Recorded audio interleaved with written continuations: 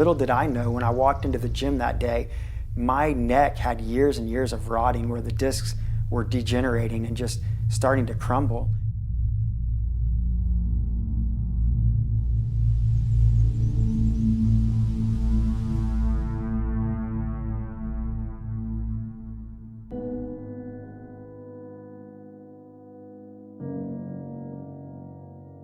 My health journey started all the way back when I was diagnosed with type 1 diabetes when I was 3 years old. And it was a real challenge back then to manage diabetes because we didn't have the technologies that we needed, and we really didn't know a lot about nutrition. I even went to college and I'm like, I don't know what I want to do for a career, but I know what I've got to do to take care of my health, so I'm going to go study exercise science and nutrition. Fast forward several years and now, I'm in my mid-30s and I've got kids and I've got a career and I've worked my way up into an executive level position. And I'm playing pickup basketball one night and I run into another player full speed, jammed my right shoulder up into his chest, and then I violently flung back and hit my head on the wood floor. And so I suffered a tremendous amount of whiplash. I mean, the surgeons had said that, it looked like I'd been in a car accident.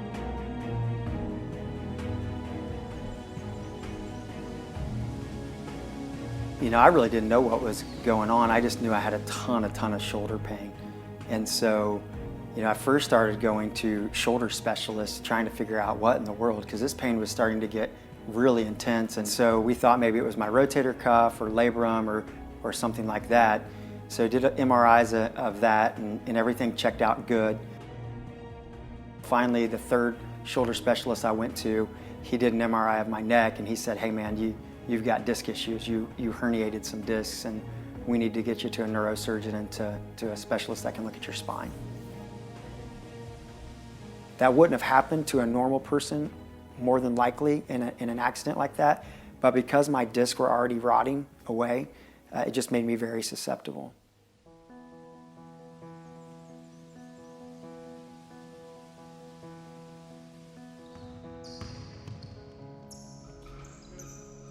Every morning you wake up and instead of being excited about something fun that's going on with your kids or something that's going on at work, I just wake up in pain. And so you're kind of laying there and you're praying and you're saying, hey, God, help me get through this, help me get out of bed, help me get through my shower. I know it'll get feeling a little better if I can just get moving around. But your day starts that way, and then your day ends in a lot of pain, wondering if you're going to be able to get to sleep. And so it's extremely challenging. So I ended up coming to Indiana Spine Group, and that's really where we've started a really great collaborative partnership to help get me back on track to healing and to deal with this disease, for the rest of my life. I don't remember the exact count, but I think I've had somewhere close to 39 epidurals, and I've had 9 or 10 or 11, 12 ablations. And then I've had one total disc replacement. I had that on August 2nd, so a little over a year ago. And now I'm healed up from that and have done all the PT and stuff, and I'm ready to have the next 2 discs replaced. My boss, actually came to me and said, hey Ryan, you may need to actually think about taking some disability. Like, we know you're dealing with something significant with your health, and maybe you just need to focus on your health for a while, because it was clearly having an impact on my ability to function well. I've worked my whole life to progress in my career and get to the point where I'm doing a lot of exciting things and making a big difference for patients and for our company. And to feel that almost slip away and to know that, at any point in time I could wake up and not be able to continue on with work was extremely depressing, really, and frustrating. I just felt like I had no control over it.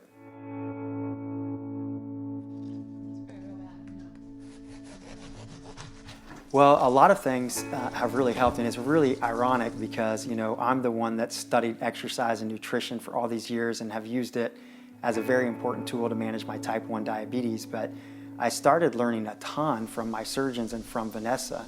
There's so much research right now that shows that what we eat plays a big role in inflammation, and you can minimize some of the inflammation and some of the pain by really thinking about an anti-inflammatory diet.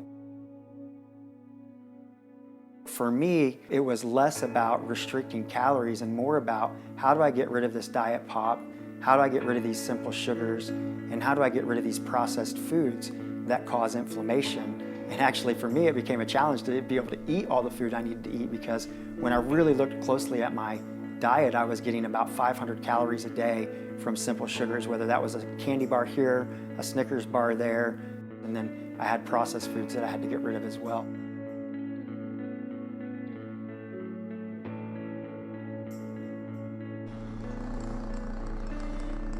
The other thing that's made a huge difference is all the way back almost 4 years ago when this happened, I had to radically change how I work out. Really, nothing about how I used to work out works anymore. So I used to be more of a CrossFit kind of guy, just run yourself into the ground, do a lot of dynamic movements, do a lot of weight, go till you can't go, and then go some more.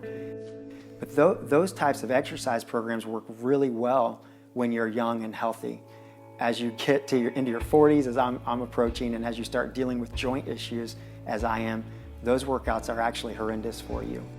I wasn't able to do hardly any working out except for walking and yoga, and then I bought a power plate at home, so I started learning about power plates and how they can really help with your balance and flexibility and gaining functional strength efficiently.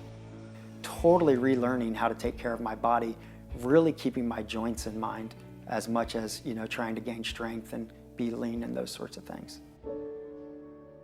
Dr. Kramer, Dr. Mackaday, they were extremely impressed. They couldn't believe how fast I'd recovered. Matter of fact, they said, especially as a type 1 diabetic, but even just in their general population, I healed about as fast as any patient they had ever seen.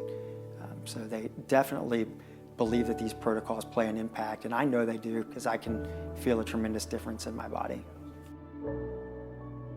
What Vanessa's been able to do with Grace in Motion and the protocols, a lot of them that I put together back in grad school, is remarkable. And what she means by customizable is there's not one detail of the patient that we're not taking into account when we make their 90-day plan. So our philosophy is, and the research shows, that 85% of people who try to make a lifestyle adoption behavior change are not going to be successful if they don't have behavioral health support. It's that daily communication that's happening in between the workouts that's helping to hold you accountable, that's helping you reach your goals that we've customized for you based on what you tell us you want to accomplish. And then we've got other areas of customization, right? So there's actually formulas we can use to know exactly how many calories you need to eat for your body to maintain your current weight, or if you're looking to lean up and gain strength.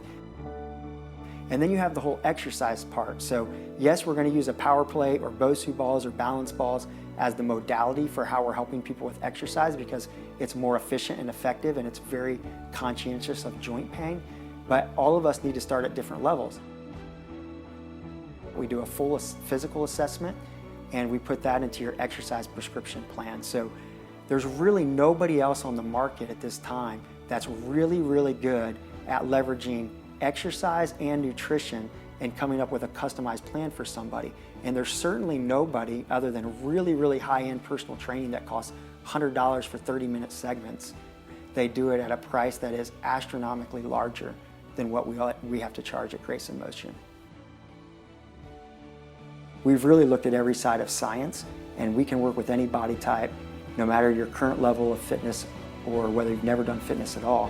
We can work with you and make you much better and healthier.